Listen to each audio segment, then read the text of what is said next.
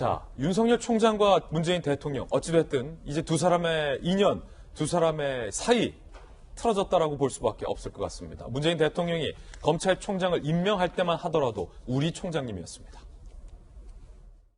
우리 이제 윤 총장님은 권력의 눈치도 보지 않고 사람에 충성하지 않는 그런 자세로 아주 엄정하게 이렇게 처리해서 국민들의 신망을 이렇게 이제 받으셨는데, 그런 자세를 앞으로도 계속해서 끝까지 조금 지켜주십사 하는 것입니다. 살아있는 권력에 대해서도 똑같은 자세가 돼야 한다고 생각합니다. 우리 윤 총장은 이제 너네 윤 총장이 된 게 아닌가 싶습니다. 그런가 하면 윤석열 검찰총장도 여권에 집중적인 공세가 있었던 국감 때까지 하더라도 나를 임명해준 임명권자에게 충성하는 모습을 보였었습니다.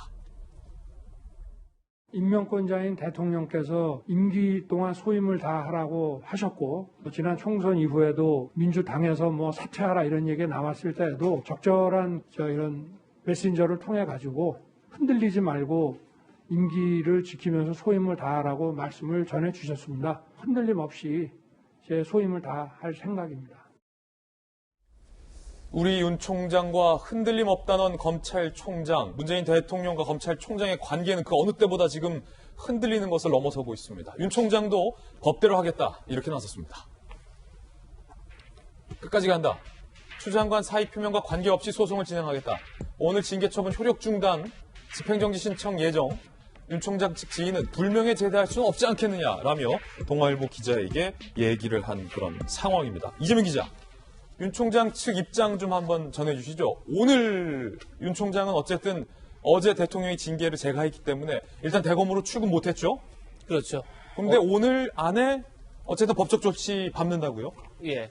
그러니까 오늘부터 징계 절차가 시행된 게 아니라 제가는 즉시 징계가 이루어지기 때문에 어제 제가는 6시 반 이후로 이제 검찰총장직에서 정직을 받은 거죠. 그렇기 때문에 오늘 당연히 출근을 못한 상태고, 윤석열 총장 측에서는 징계 위원회에서 결정이 나자마자 제가가 나면 바로 법정 대응에 나서겠다 이렇게 예고한 상태였죠. 그러니까 어제 결국은 이제 제가가 나서 정직 2개월이 시행되고 있는, 집행되고 있는 상황이기 때문에 오늘 오후에 아마 이제 행정법원에다가 집행 효력을 정지시켜달라. 그 본안소송과 함께 이제 집행 정지 신청을 할 테고, 아무래도 본안소송 자체는 굉장히 좀 그 사안사안으로 따져야 되기 때문에 시간이 많이 걸리겠죠. 네. 일각에서는 윤 총장 임기가 이제 7월까지인데 내년 7월까지 과연 소송 결과가 나오겠느냐 이런 얘기도 하기 때문에 결국은 지금 그에 앞서 가처분 성격이 있는 집행 정지를 어떻게든 빨리 받아내서 다시 복귀할 것인가, 이게 아마 윤석열 총장 측에서 가장 중요한 숙제가 아닌가 싶습니다.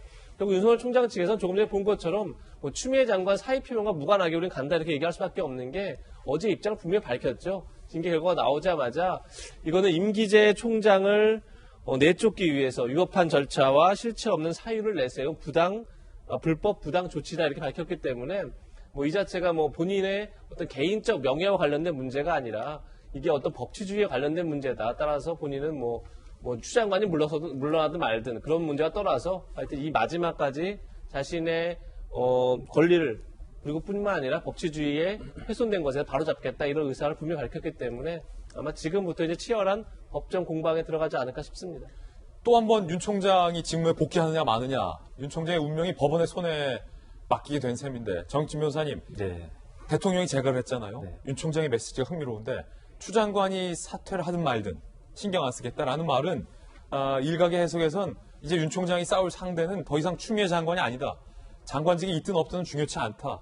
이걸 제거한 대통령의 징계 명령에 대해서 법원에 집행정지 신청을 오늘 하겠다는 거잖아요. 네네. 지난번엔 법원이 윤 총장의 손을 들어줬는데 이번에는 어떨까요? 저는 이번에도 법원이 손을 들어줄 가능성이 더 높다라고 봐요. 왜냐하면 판례에 따르면은 이게 집행정지라고 하는 거는 징계 자체가 잘 됐냐 잘못됐느냐 이걸 따지는 게 아니고요.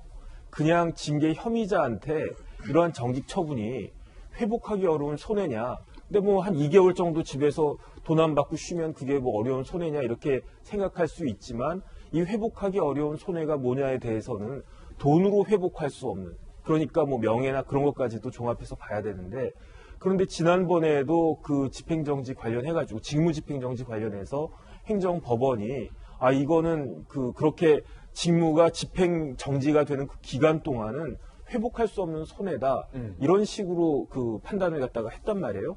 그러니까 정직 기간 역시 뭐 그 돈이 얼마가 될지 모르겠지만 돈이 커야지 이게 회복되기 어려운 손해고 한 돈 1,000만 원밖에 안 되면 아니고 이런 게 아니고 그냥 논리적으로는 회복하기 어려운 손해에 포섭이 되지 않을까 하는 게 제 생각인데 설령 집행정지가 그 받아들여지지 않는다고 하더라도 정직 기간이 불과 2개월밖에 되지 않는단 말이에요.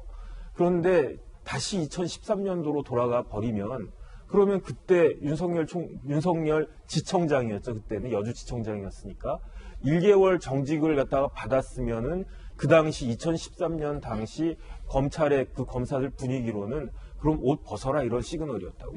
그 다음에 1개월 그 기간이 끝나자마자 잘 나가던 뭐 대검 중수부나 이런 데에서 뽑혀가지고 그 다음부터는 어디로 갔냐면 한직 중에 한직인 고등검찰청, 대구고검, 뭐 서울고검 이렇게 삥삥삥 돌았단 말이에요.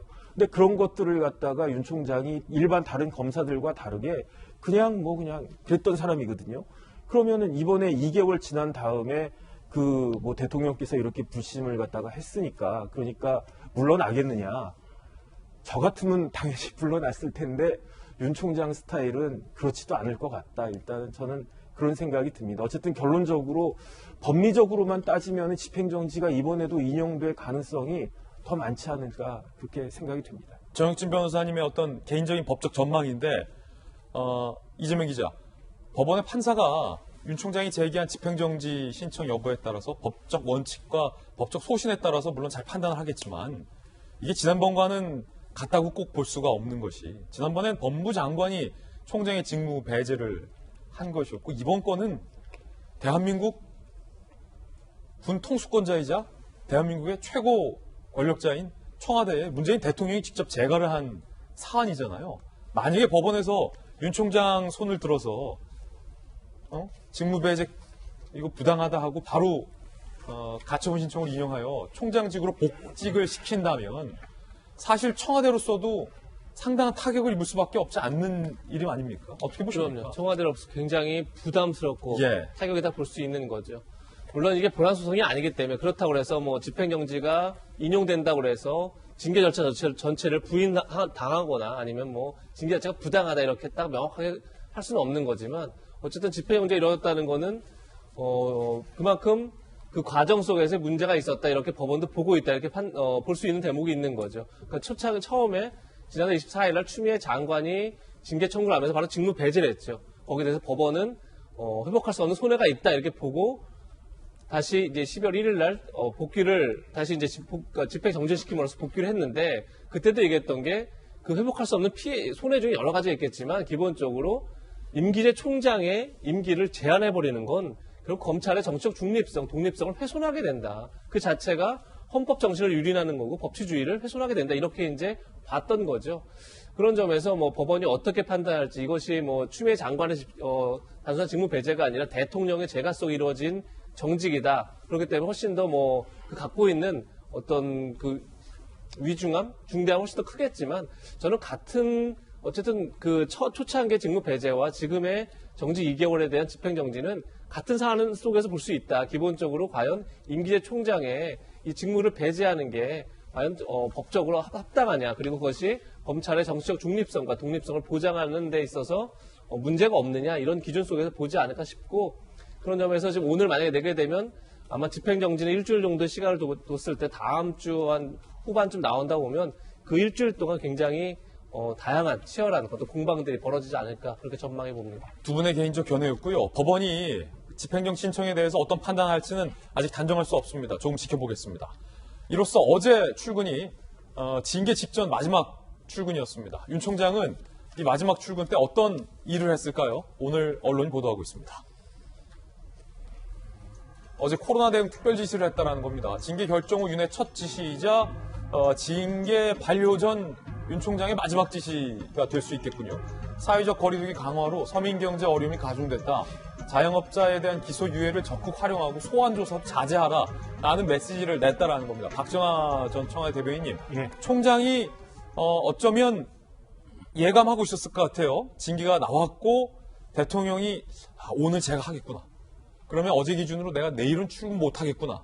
이런 것들을 뭐 당연히 여러 가지 경우의 수로 예상했을 수도 있을 텐데 그런 예상을 전제하고 그럼 내가 오늘 징계 전에 마지막 업무일 수도 있는데 뭘 지시해야 할까라는 것에 대한 좀 고려도 있었을 것 같은데 그 특별 지시가 코로나로 서민들과 자영업자들이 힘드니까 웬만하면 소환하지 말고 좀 배려하라 라는 특별 지시였단 말이에요. 이거 어떻게 보십니까? 글쎄요. 이제 그저께 일단 윤석열 총장이 출근길에 우리 채널A가 단독으로 최초 영상을 받아서 출근길에 지지자들한테 이제 추우니까 돌아가라 라고 하는 것 봤지 않습니까? 그 영상과 어제 윤석열 총장의 지시 사항을 겹쳐서 보면 저는 지금 서로 다른 곳을 쳐다보고 있는 검찰 개혁, 소위 말하는 검찰 개혁의 진모습을 윤석열 총장은 저런 지시를 통해서 보여주고자 했던 것 아닌가라는 생각이 들어요. 일단 추미애 장관의 직무 배제 전후를 기점으로 윤석열 총장이 그때 당시도 약자와의 간담회를 하면서 기소 재판 공판 중심주의의 검찰 얘기를 하고 어제 사회적 거리두기 이 상황에서 서민 경제의 어려움을 고려해서 기소 여부도 좀 많이 검토를 하고 그다음에 수사도 이런 식으로 진행하라고 하는 거는 정말 검찰이 가야 되는 그 검찰 개혁의 방향이라는 건 이런 거다. 지금 일각에서 얘기하고 있는 뭐 검찰 개혁이란 틀을 쓰면서 나를 이런 식으로 징계해서 솎아내려고 하는 게 사실은 개혁되어야 되는 지금까지의 검찰의 모습이지 진짜 가야 되는 검찰 개혁의 모습은 이런 거다. 약자를 위해서. 그리고 이 어려울 때 어떻게 기소를 하고 검찰로서의 수사의 방법을 어떻게 하는 게 좋겠다라는 모습을 보여준 것 아닌가 싶은 생각이 듭니다. 그러니까 출근길의 메시지, 그다음에 어제의 메시지를 일각에서는 무슨 정치적으로 해석을 하는 분들도 있는데 저는 그렇게 보여지지 않고요. 대의적으로 이게 검찰이 가야 되는 길이다라는 것을 보여주려고 그런 메시지를 냈던 거 아닌가라고 해석을 합니다.